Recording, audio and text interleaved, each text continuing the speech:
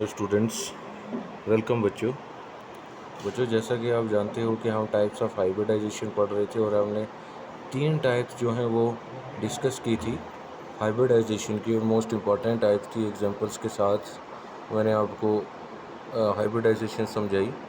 तो fourth type जो है वो आपके पास DSP2 हाइब्रिडाइजेशन है, लेकिन ये हम एंड पे डिस्कस करेंगे। उससे पहले हम फिफ्थ टाइप जो है वो डिस्कस कर लेंगे बच्चे। इनके बारे में जनरल आइडिया दूंगा और आपको एग्जांपल्स जो है वो सॉल्व करनी है। तो ये वाली एग्जाम्पल जो टाइप है हाइब्रिडाइजेशन की, ये हम एट द एंड पे सॉल्व करेंगे। पांचवी टाइप पे हम पहले आते हैं। पांचवी टाइप है आपके पास SP3 हाइब्रिडाइजेशन।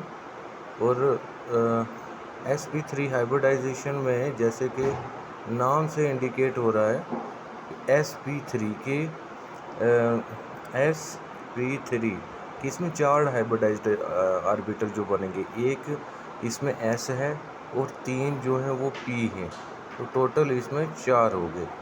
तो SP3D हाइब्रिडाइजेशन है ये कि 5 बनेंगे, एक S का, 3 P के, 4 और एक D का, जो 3 एक 4 और एक 5 हाइब्रिडाइज्ड आर्बिटल जो है हमारे पास वो बनेगी। तो इस एग्जांपल को आपने समझना है ध्यान से। इसकी एक एग्जांपल जो है हम सॉल्व करेंगे और फिर नेक्स्ट आपको सॉल्व करनी है।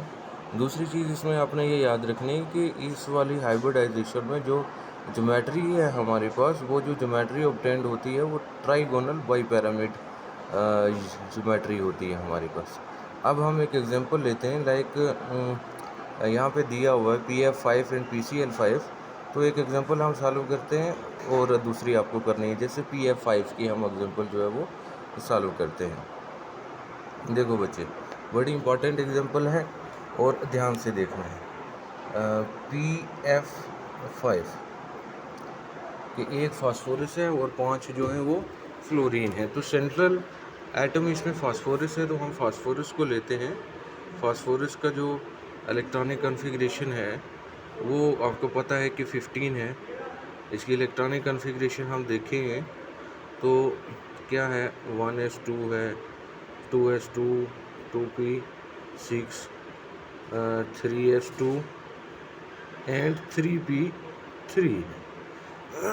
तो देखो बच्चे, इसमें वैलेंस शेल कौन से हमारे पास, तीसरा शेल है 3s 3p।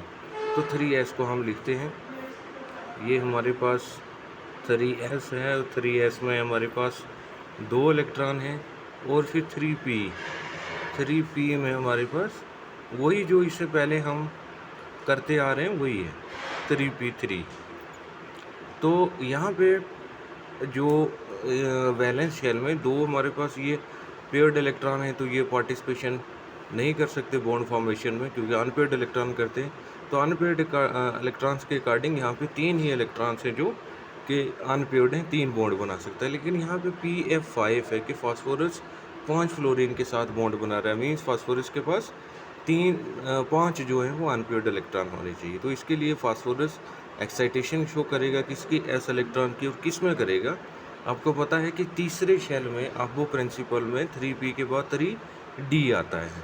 तो हम 3d लिखते हैं। 3d पहले तो 0 है क्योंकि 3s2 3p3 और 3d 0। तीसरे शेल में d होता है, अब वो प्रिंसिपल में आप देख सकते हैं। तो इस इलेक्ट्रॉन को अब हम एक्साइट करेंगे यहाँ पे, तो ये यहाँ पे आ गया, ठीक है। अब हमारे पास क्या बचेगा, S में 1, P में 3 और D में 1 2 3 4 5 ऑर्बिटल हैं, 1 हो गया, 1 इलेक्ट्रॉन ये वाला। तो हाइब्रिडाइजेशन अब कौन सी होगी, एक S हो रहा है, 3 P हो रहे हैं, SP3, और साथ में क्या, एक D में भी है, SP3D हाइब्रिडाइजेशन हो रही है PF5 के फास्फोरस में। समझ गए बच्चे, ये इलेक्ट्रॉन हमने एक्साइट करना है ताकि ये 5 बॉन्ड बना सके, 5 अनपेयर्ड इलेक्ट्रॉन हो सके। और 3p के बाद हमारे पास 3d होता है। अब वो प्रिंसिपल में मैंने आपको बताया कि तीसरे शेल में d भी होता है, लेकिन d में पहले यहाँ फास्फोरस में कोई इलेक्ट्रॉन नहीं था, 3d 0 था, तो इसलिए हमने नहीं लिखा क्योंकि 3d वैकेंट था। लेकिन जब हम एक्साइट करेंगे तो इसमें ये 3D में चला जाएगा। तो अब हाइब्रिडाइजेशन जो हुई हमारे पास sp3d, अब इसको काउंट करो 1 2 3 4 एंड 5, 5 हाइब्रिडाइज्ड ऑर्बिटल बनेंगे हमारे पास फास्फोरस के। तो 5 हाइब्रिडाइज्ड ऑर्बिटल हम बनाएंगे फास्फोरस के। चलो हम 5 बनाते हैं। तो कैसे बनेंगे हमारे पास? सबसे पहला एक फास्फोरस का ये एक है, 2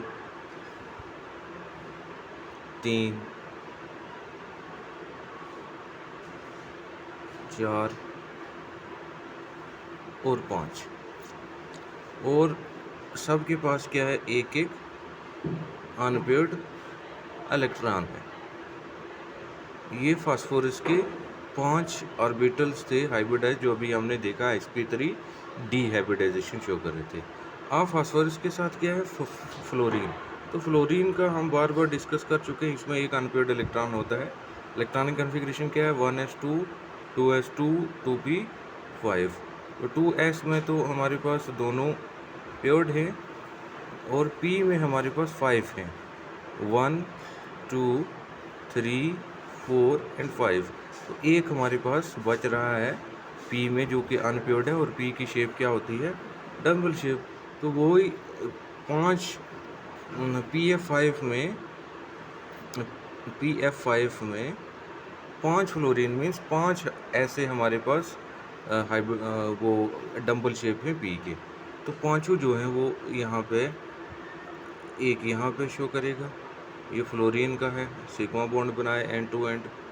दूसरा जो है वो यहाँ पे बनाएगा, तीसरा जो है वो फ्लोरीन का यहाँ पे बनाएगा, ये सिग्मा बॉन्ड बना रहा है, ये सिग्मा बॉन्ड। ऐसे ही फ्लोरीन का चौथा यहाँ पे, ये सिग्मा बॉन्ड बनाएगा, और पांचवा जो है वो यहाँ पे है, तो ये सिग्मा बॉन्ड बनाए। ठीक है।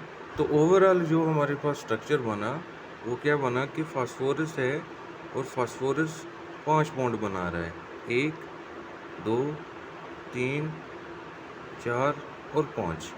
इसके साथ बना रहा है फ्लोरीन जो है वो 5 है, और पांचों फ्लोरीन के साथ सिग्मा बॉन्ड बना रहा है, ये सिग्मा ये सिग्मा ये सिग्मा ये सिग्मा ये सिग्मा। और आपको याद रखना है, क्रेम करके रखना है कि जब भी sp3d हाइब्रिडाइजेशन होती है तो हमारे पास जो ज्योमेट्री है वो ये ट्राइगोनल बाई पैरामिड बनती है। ये ट्राइगोनल है और ये बाई पैरामिड ज्योमेट्री आपके पास इसकी बनती है। जैसे आपने ऊपर वाली में याद रखा कि कौन सी हाइब्रिडाइजेशन में कौन सी होती है। तो ये एग्जांपल की हमने डिस्कस sp3d की हाइब्रिडाइजेशन, ये आपने नोट डाउन करनी है। दूसरी एग्जांपल जो इसकी है बच्चे, वो आपको खुद सॉल्व करनी है। जैसे कि मैंने आपको pf5 कराया, तो pcl5 सेम इसी तरीके से ये आपने करनी है नोट डाउन, और sp3 हाइब्रिडाइजेशन आपके पास कंप्लीट हो जाएगा। उसके बाद दूसरा है sp3d2 हाइब्रिडाइजेशन। sp3d2, तो देखो इसके नाम से ही क्या पता चल रहा है, sp3d2 मीन्स एक s का, 3 p के और 2 d के। तो 3 1 4 और 2 6 हाइब्रिडाइज्ड ऑर्बिटल बनेंगे। ठीक है। अब हम एग्जांपल डिस्कस करते हैं। और याद रखना है sp3d2 हाइब्रिडाइजेशन में जो ज्योमेट्री है वो हमारे पास ऑक्टाहेड्रल ज्योमेट्री होती है। SF6 की एग्जांपल जो है हम डिस्कस करते हैं, ध्यान रखना है आपको। SF6, तो सेंट्रल एटम यहाँ पे कौन सा है? सल्फर है। तो सल्फर का एटॉमिक नंबर क्या है?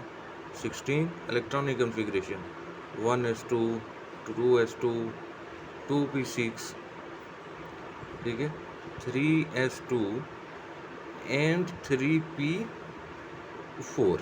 तो वैलेंस हमारे पास ये है, वैलेंस को लिखो 3s2 और 3p में कितने हैं? 4, 1 2 3 और 4। अब देखो यहाँ पे सल्फर जो है वो फ्लोरीन के साथ 6 बॉन्ड बना रहा है, क्योंकि 6 फ्लोरीन है। तो यहाँ पे तो हमारे पास अनपेयर्ड इलेक्ट्रॉन 2 ही हैं, ये 3s है, ये 3p है, और अब हम इनको एक्साइट करेंगे। तो ऑलरेडी मैंने बता चुका हूँ आपको कि तीसरे शेल में हमारे पास 3D भी होता है। यहाँ पे हमने नहीं लिखा क्योंकि यहाँ पे इलेक्ट्रॉन्स पूरे हो रहे हैं, तो 3D 0 है। हम इसको एक्साइट करेंगे। जब एक्साइट करेंगे तो 3s में 3s है, 3p है और 3d में अभी तक 0 थे। 2 3 4 5 ये 3s है, ये 3p है और ये 3d है। तो हमें कितने इलेक्ट्रॉन चाहिए अनपेयर्ड 6। तो हम इसको भी एक्साइट करेंगे, इसको भी एक्साइट करेंगे इसके अंदर, और इसको, ठीक है सर, इसको भी हम एक्साइट करेंगे इसके अंदर। तो इसके अंदर एक अनपेयर्ड इलेक्ट्रॉन, इसके अंदर एक, यहाँ पे ऑलरेडी ये है, ऑलरेडी ये है। तो ये वाला इलेक्ट्रॉन यहाँ पे और ये वाला इलेक्ट्रॉन यहाँ पे। अब हाइब्रिडाइजेशन आप देखो, हाइब्रिडाइजेशन जो है हमारे पास वो S 1 है, P 3 है और D 2 है, sp3d2। तो यहाँ पे अब काउंट करो 1 2 3 4 5 6, 6 हाइब्रिडाइज्ड ऑर्बिटल जो है हमारे पास बनेंगे। तो बनाओ 6। जब हम 6 बनाएंगे तो कैसा स्ट्रक्चर बनेगा? 1 2, ये सल्फर के 2 हो गए, 3 4 5 और 6। सबके पास क्या है? एक एक अनपेयर्ड इलेक्ट्रॉन। ये आप जितना प्रैक्टिस करोगे आपको समझ आती जाएगी। ऐसे फ्लोरीन में जैसे अभी हमने पढ़ा कि फ्लोरीन में P में जो है वो एक अनपेयर्ड इलेक्ट्रॉन होता है। PF5 में जैसे हमने किया ऊपर वाली में sp3d में, तो उसमें एक डंबल शेप जो है जिसमें अनपेयर्ड इलेक्ट्रॉन है, ये इसके साथ फ्लोरीन का एक सिग्मा बॉन्ड, यहाँ पे दूसरा सिग्मा बॉन्ड फ्लोरीन के साथ, और यहाँ पे तीसरा सिग्मा बॉन्ड फ्लोरीन के साथ, यहाँ पे चौथा सिग्मा बॉन्ड फ्लोरीन के साथ, यहाँ पे पांचवा सिग्मा बॉन्ड फ्लोरीन के साथ, और यहाँ पे छठा जो है वो फ्लोरीन के साथ है सिग्मा बॉन्ड। ठीक है, तो ओवरऑल जो हमारे पास स्ट्रक्चर बना वो कैसा बना कि सल्फर है, सल्फर 6 बॉन्ड बना रहा है, और किसके साथ बना रहा है? क्लोरीन के साथ SF6 में।